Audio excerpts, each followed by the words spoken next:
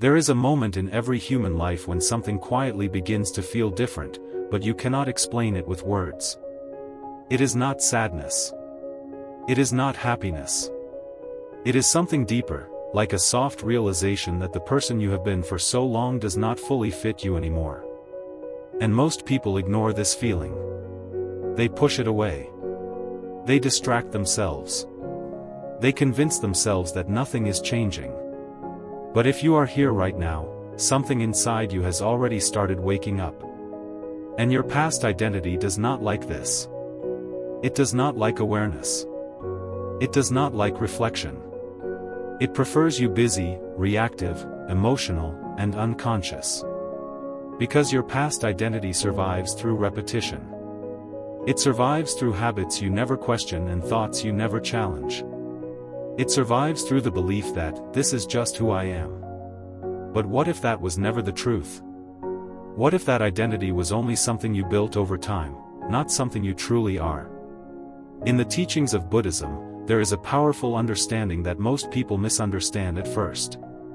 The idea that the self is not fixed. It is not permanent.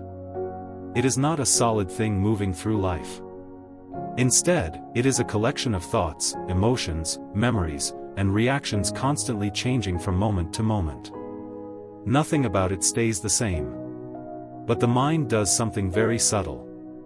It attaches. It takes temporary experiences and turns them into identity. A moment of fear becomes, I am an anxious person. A moment of failure becomes, I am not good enough. A moment of rejection becomes, I am someone people leave. And slowly, without noticing, you stop experiencing life, and start becoming a story. A story built from old emotions.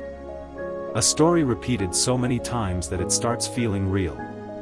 And this is where your past identity becomes powerful. Not because it is true, but because it is familiar. And the mind confuses familiarity with safety. The strange thing about awakening is that it often begins with destruction. Not physical destruction, but emotional destruction. The collapse of illusions. The collapse of identities. The collapse of the false self you spent years building just to survive the world around you. Most people think growth should feel inspiring every day, but real transformation usually begins with discomfort. It begins when the life you once tolerated suddenly becomes unbearable. You start noticing how exhausted you are from pretending. Pretending to be okay. Pretending not to care. Pretending to enjoy things that no longer resonate with your soul. And the more awake you become, the harder it becomes to return to unconscious living. This is why some people feel emotionally distant during periods of awakening. They are not becoming cold. They are becoming honest. They can no longer force themselves to remain emotionally connected to shallow conversations, fake energy, or meaningless distractions. Something inside them begins craving truth more than comfort. Your past identity hates this stage. Because your old self depended on distraction. It depended on noise. It depended on staying busy enough to avoid looking inward. But silence changes everything. The moment you sit alone with yourself long enough, you begin hearing truths you spent years trying to avoid. You begin noticing how many of your decisions were fear-based. You begin noticing how often you betrayed your own intuition. You begin noticing how much energy you wasted trying to gain validation from people who were emotionally disconnected from themselves. And slowly, painfully, you begin realizing that many of your wounds were not caused by life alone.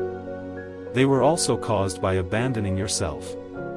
That realization hurts. But it also sets you free. Because if you played a role in creating your suffering, it means you also have the power to end it. As this journey of awareness deepens, something even more subtle begins to unfold within you. It is no longer just about noticing thoughts or observing emotions. It becomes something quieter, something more fundamental.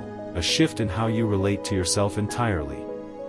You start realizing that much of your inner struggle was never actually about the present moment. It was always about interpretation. The mind interpreting experience through old layers of memory, fear, and conditioning. And for the first time, you begin to see how heavily your past has been shaping your present. Not in obvious ways, but in silent, invisible ways. The way you assume people will judge you before they even speak. The way you expect things to go wrong before they even begin. The way you hesitate before expressing yourself because somewhere deep inside, there is a memory of being rejected, ignored, or misunderstood. These are not random behaviors. They are echoes. Echoes of experiences that no longer exist, but still live inside your psychological structure. In the understanding of Buddhism, this is called conditioned existence. The idea that what we call self is actually a pattern of conditioning repeating itself through time. Not a fixed identity, but a collection of responses that have been reinforced so many times that they appear solid. But they are not solid. They are fluid. And anything that is formed can also be dissolved. This is where awareness becomes extremely important. Because once you begin seeing these patterns clearly, you can no longer fully ignore them. Even when you try to return to old ways of thinking, something inside you quietly notices what is happening. And this creates an internal conflict. One part of you wants familiarity, because familiarity feels safe, even if it brings suffering. The mind often prefers predictable pain over uncertain freedom. But another part of you is no longer satisfied with repetition. It starts questioning everything. Why do I react like this? Why do I believe this thought so quickly? Why does this emotion feel so controlling? Why does my mind keep repeating the same story? These questions are not intellectual. They are transformational. Because questioning automatic identity weakens its authority. Your past identity does not give up easily. It tries to pull you back into distraction, urgency, emotional noise, anything that stops you from staying aware too long. Because awareness is the one thing it cannot fully control. And as awareness grows, emotional distance begins to appear. Not numbness. Not emptiness. But space. A space between you and your reactions. A sadness may arise, but you observe it instead of becoming it. Anxiety may appear, but you notice it instead of identifying with it. A memory may surface, but you no longer fully merge with it. And in that space, clarity is born. You begin to realize something very simple yet powerful. Most suffering is not created by life itself, but by resistance to life. The mind wants reality to be different. And when it is not, suffering is created internally. But awareness changes this relationship. You start seeing life as it is, not as the mind demands it to be. And slowly, resistance begins to soften. Not because life becomes perfect, but because your relationship with imperfection changes. This is where inner freedom starts forming. Not freedom from experience, but freedom within experience. You are still living the same life externally, but internally, something fundamental is shifting. Less reaction. More observation. Less identification. More presence. And as this continues, your past identity starts losing its grip, not through force, but through non-fueling. You are no longer feeding it with automatic belief. And something unexpected begins to appear. A quiet stability. A center inside you that is not easily shaken by external events. As you stand in this in-between space, something very quiet begins to happen inside your awareness. It is not dramatic. It is not sudden. There are no fireworks of transformation, no instant shift where everything becomes perfect overnight. Instead, it is a slow settling, like dust finally resting after a long storm inside the mind. You start realizing something very important. You were never actually trapped in your life. You were trapped in your identification with it. And that difference changes everything. Because your past identity has been the filter through which you experienced every moment. It decided what was dangerous, what was safe, what was good, what was bad, what should be feared, and what should be avoided. It built an entire emotional world around you without your full awareness. And for a long time, you believed that world was reality. But now, awareness is beginning to reveal something deeper. That world was only interpretation. Not truth. Not absolute reality.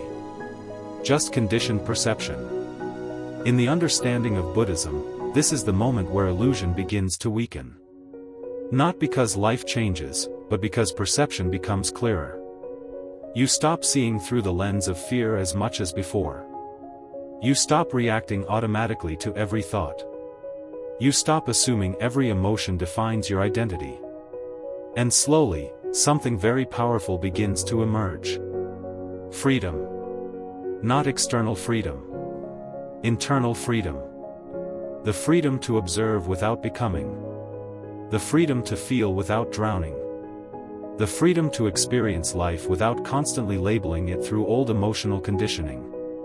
But your past identity does not dissolve easily. It resists until it is no longer fed. It tries to pull you back into old habits. Old thoughts.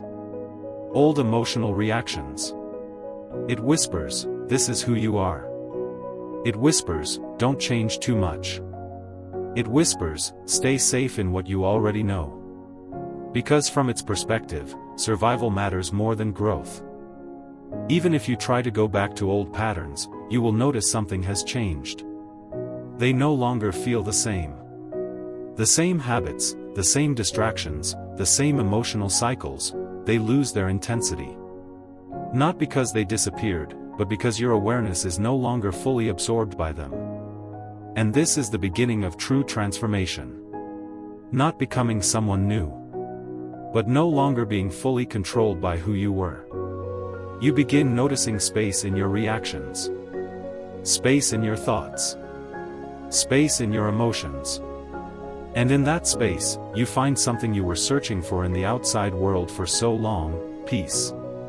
A peace that does not depend on conditions. A peace that does not depend on validation. A peace that does not depend on external success or failure. Just presence. Just awareness. Just being. And strangely, life does not become less meaningful. It becomes more real. You start noticing small things again. Silence feels richer. Moments feel deeper. Ordinary experiences feel more alive because you are no longer constantly lost in mental commentary about them. You are here. Finally here. And this is what awakening actually looks like. Not escaping life, but returning to it without illusion. Now, if you have followed this message until the end, something inside you already understands what is being pointed to. Not intellectually, but quietly, internally. And if this message resonated with you, don't ignore that feeling. Because that recognition itself is awareness. If you are part of this journey, make sure to subscribe to Zen Awakening, turn on the bell icon so you don't miss future teachings, and like this video if you want more content that helps you go deeper into self-awareness, clarity, and inner peace. And remember, you are not becoming someone new. You are remembering what was never lost. This is Zen Awakening.